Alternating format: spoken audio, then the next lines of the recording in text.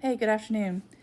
So we are on part 2 of the Spanish Inquisition, and this was before Spain created the Inquisition. Before Torquemada, before the burnings, there was another Inquisition. And it started because the church believed that Europe was being spiritually invaded from the inside. Now, remember, this is the 1200s, and Europe was very fragile at this time. The Crusades were happening, and even though the church holds an enormous amount of power, there was a movement that was beginning to spread and quickly in the south of France. The people called themselves the Cathars, and they rejected parts of Catholic teaching. They challenged church authority. They preached a simpler, stricter version of Christianity, and people were listening. Now, to church leaders, this wasn't just a disagreement, it was heresy. And in medieval Europe, heresy wasn't seen as just a personal belief. It was seen as a rebellion against God and against society. So the church responded in 1231 with Pope Gregory IX creating a new system, a formal system to investigate and prosecute heresy. This became known as the Medieval Inquisition.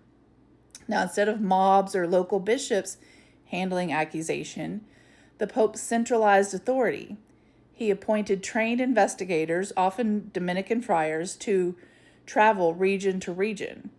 Their job was to question, investigate, extract confessions, and enforce the doctrine.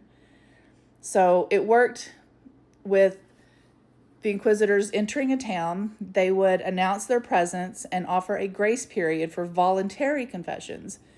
After that, they accepted accusations, and then the interrogations began. They recorded these testimonies in writing. This was one of the first large-scale systems of legal documentation in Europe. The trials were structured, records were kept, but then things turned dark in 1252. Pope Innocent IX authorized limited use of torture in heresy investigations. Why? Well, because if heresy endangered souls for eternity, extracting the truth justified pain. The decision permanently changed European legal practice. Punishments now included public penance, wearing special garments of shame, imprisonment, confiscation of property, and, in severe cases, execution by secular authorities. Now, the church didn't technically do these executions. It basically handed the condemned individual to civil rulers, but everybody knew what was going on. This matters because the Medieval Inquisition created the pathway to a system where belief itself could be investigated.